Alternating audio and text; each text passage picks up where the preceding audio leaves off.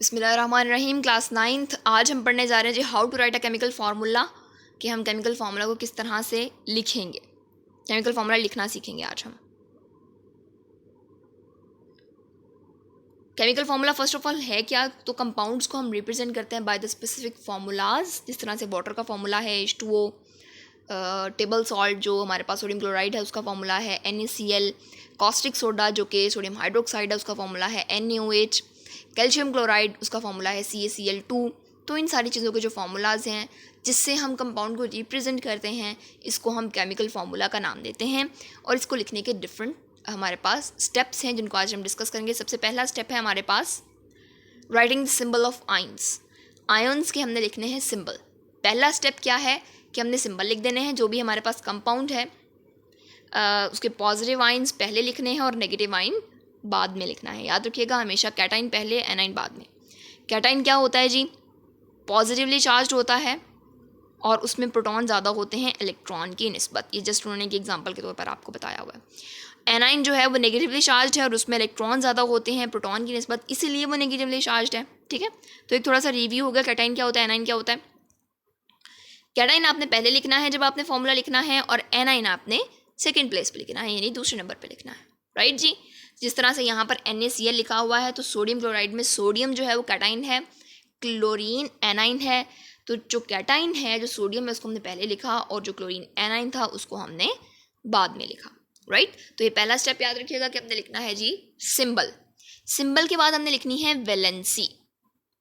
जो आयंस हमने लिख ली है, जिनकी हमने सिंबल लिख लिया, हमने Na लिख लिया, Cl लिख लिया, अब हमने उनकी वैलेंसीज लिखनी है कि उन्होंने कितने इलेक्ट्रॉन्स लूज या गेन किए हुए हैं। जिस तरह से, अच्छा ये वैलेंसी लिखनी कहाँ है, राइट टॉप कॉर्नर पे। जिस तरह से यहाँ पर Na के ऊपर राइट टॉप कॉर्नर पे लिखी हुई है, Ca के राइट टॉप कॉर्नर पे लिखी हुई है Na प्लस Ca+2 Cl-1 और O-2। तो ये जो वैलेंसीज हैं ये आप लोगों ने लिखनी उनके सिंबल के राइट टॉप कॉर्नर पे। दो स्टेप हो गए। पहला स्टेप सिंबल लिख दिए, दूसरा स्टेप सिंबल के ऊपर राइट टॉप कॉर्नर पर वैलेंसीज लिख दी विद चार्ज। तीसरा स्टेप है हमारा क्रॉस एक्सचेंज मेथड, कि अब हमने क्या करना है कि उनके वैलेंसीज को एक्सचेंज करना है। यानी जो एक एटम की वैलेंसी है वो दूसरे की सबस्क्रिप्ट बनेगी और जो दूसरे की वैलेंसी है वो पहले की सबस्क्रिप्ट बनेगी। किस तरह से इसको देखते हैं, यहाँ पर आपको नजर आ रहा है जी। सबसे पहले हमने वैलेंसीज लिखी, Na की लिखी, Cl की लिखी। इस तरह से कैल्शियम क्लोराइड में Ca की लिखी +2 और Cl की लिखी -1। CaO में Ca की लिखी +2 और O की लिखी -2। सिंबल लिख लिए, वैलेंसी लिख लिए, दो स्टेप हो गए। तीसरा स्टेप हमने करना है जी cross exchange method. Cross exchange में क्या करना है कि जो एक का चार्ज होगा वो दूसरे के नीचे चला जाएगा और जो दूसरे का चार्ज होगा वो पहले के नीचे आ जाएगा लोअर राइट कॉर्नर में। वैलेंसीज को हमने टॉप राइट कॉर्नर में लिखा था, अब हमने इन्हीं वैलेंसीज को उठा के लोअर राइट कॉर्नर में ले आना है, लेकिन दूसरे आयन के। जिस तरह से यहाँ पर जो सोडियम की वैलेंसी है वो क्लोरीन के नीचे जा रही है और जो क्लोरीन की वैलेंसी है वो सोडियम के नीचे आ रही है। इसी तरह से जो कैल्शियम की वैलेंसी है वो क्लोरीन के नीचे आ रही है, जो क्लोरीन की वैलेंसी है वो कैल्शियम के नीचे आ रही है। अगेन जो CaO है उसमें ऑक्सीजन की वैलेंसी कैल्शियम के नीचे आ रही है और कैल्शियम की वैलेंसी ऑक्सीजन के नीचे जा रही है। राइट, सो इस तरह करने से, ये क्रॉस एक्सचेंज करने से अल्टीमेटली क्या होगा कि जो NaCl है उसका फॉर्मूला बन जाएगा, यानी जो Na+ था Cl- था उसका फॉर्मूला बन गया NaCl। पॉजिटिव और नेगेटिव चार्ज कभी भी हम सबस्क्रिप्ट में नहीं लिखते, याद रखिएगा। ठीक है, यहाँ पर आपने CaCl2 लिखा है ना, लेकिन उसके साथ आपने चार्ज तो नहीं लिखा ना, Ca+ लिख दो और Cl- लिख दो, इस तरह से नहीं लिखना। जब भी आप अपने वैलेंसी को उठाकर नीचे लेकर आओगे, दूसरे आयन के नीचे लेकर आओगे, आपने कभी भी उसके साथ चार्ज नहीं लिखना। एक बात चार्ज नहीं लिखना, दूसरी बात याद रखनी है कि अगर वैलेंसी सेम होंगी तो वो कैंसिल आउट भी हो सकती हैं। मतलब हमेशा जब भी वैलेंसी सेम होंगी वो कैंसिल आउट हो जाएंगी। उसको हम नेक्स्ट डिस्कस करते हैं। यहाँ पर बन गया CaCl2, बिकॉज Ca का जो 2 था वो Cl के नीचे आ गया और जो Cl का 1 था वो Ca के नीचे आ गया। 1 को हम नहीं लिखते। CaO में +2 था -2 था, कैंसिल हो गया। क्यों कैंसिल हो गया, बिकॉज अगर वैलेंसी सेम हो, चार्ज ऑपोजिट हो, तो वो कैंसिल हो जाती हैं। इस रूल को देख लेते हैं। If valencies are same they are offset. Valency same होगी ऑफसेट हो जाएंगी। CaO में +2 था -2 था, ऑफसेट हो गया। NaCl में +1 था -1 था, ऑफसेट हो गया। ठीक है, हमने Ca2O2 नहीं लिखा, वो गलत है। Ca2O2 कभी भी हम नहीं लिखेंगे, हम लिखेंगे CaO, बिकॉज वैलेंसीज अगर सेम है तो वो ऑफसेट हो जाएंगी, ख़त्म हो जाएंगी। लेकिन अगर वो डिफरेंट हैं तो उनको इंडिकेट करेंगे हम किस तरह से, एक को दूसरे के नीचे ले आएंगे। जिस तरह से हमने क्या किया, CaCl2 में किया। NaCl में दोनों की वैलेंसी सेम थी, CaO में दोनों की वैलेंसी सेम थी। जहाँ पर सेम थी वो ख़त्म हो गई, तो सबस्क्रिप्ट में हमारे पास कोई नंबर नहीं आएगा। लेकिन जहाँ पर फ़र्क थी, कैल्शियम क्लोराइड में फ़र्क थी, Ca की +2 थी, Cl की -1 थी, नंबर की बात हो रही है यहाँ पर, ठीक है। सो जो 2 था वो Cl के नीचे आ गया, तो उसका 1 जो है उधर आ गया, 1 को हम नहीं लिखते तो ये बन जाएगा CaCl2। अगर हमारे पास रेडिकल होगा, रेडिकल होता क्या है जी, group of atom containing a charge, एक ग्रुप ऑफ एटम जिस पर कोई ना कोई चार्ज, जिस तरह से हमारे पास एग्जांपल आ जाती है SO4 की, PO4 की, एग्जांपल्स हम पहले भी डिस्कस कर चुके हैं। SO4 के ऊपर चार्ज है जी -2, तो यह है सल्फेटाइन। PO4 के ऊपर चार्ज है -2 -3, तो यह है फॉस्फेटाइन, ठीक है।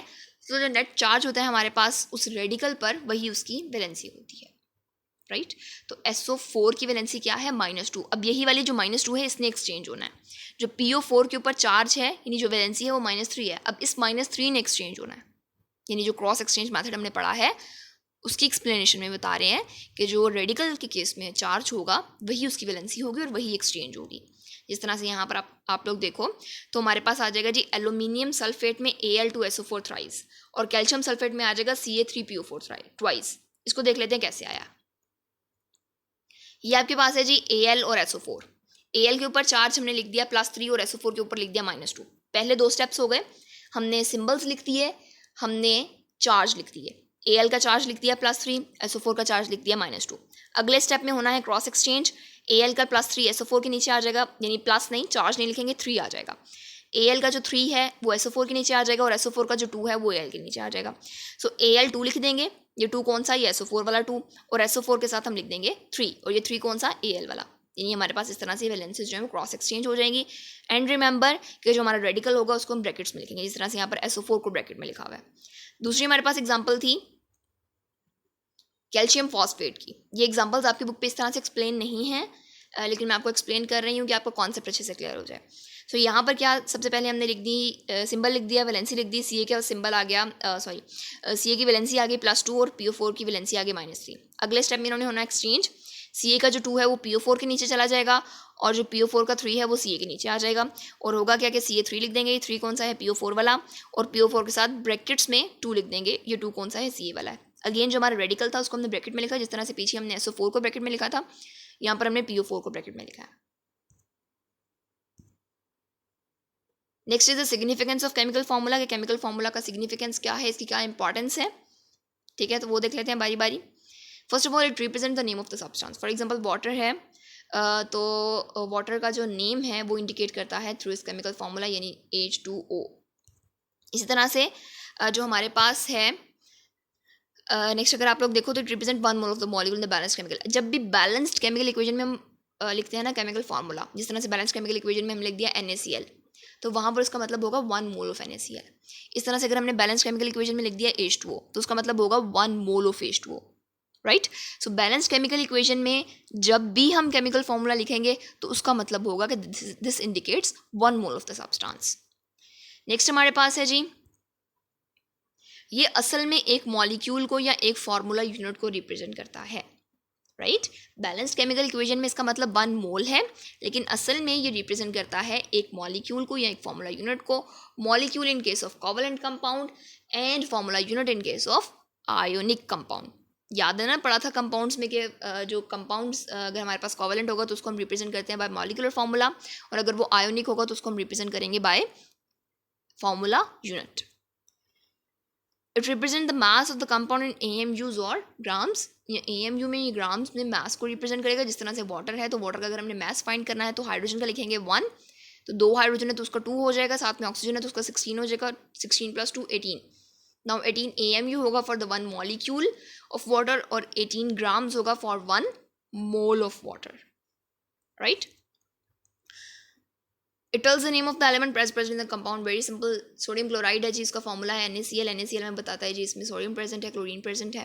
वाटर का फॉर्मूला है H2O, में बताता है जी इसमें हाइड्रोजन प्रेजेंट है, ऑक्सीजन प्रेजेंट है। इसी तरह से हमारे पास फॉर्मूला है जी कॉस्टिक सोडा का फॉर्मूला है NaOH, तो हमें बताता है इसमें सोडियम है, ऑक्सीजन है, हाइड्रोजन है। सो फॉर्मूला में बताता है कि इसमें कौन कौन से एलिमेंट्स प्रेजेंट हैं। सिग्निफिकेंस ऑफ केमिकल फार्मूला भी आपने करना है, as it is flower type बना हुआ है आपकी बुक पे, वहीं से उठाई है मैंने पिक। सो आप लोगों ने लर्न करना है जी how to write a chemical formula and significance of chemical formula. Thank you.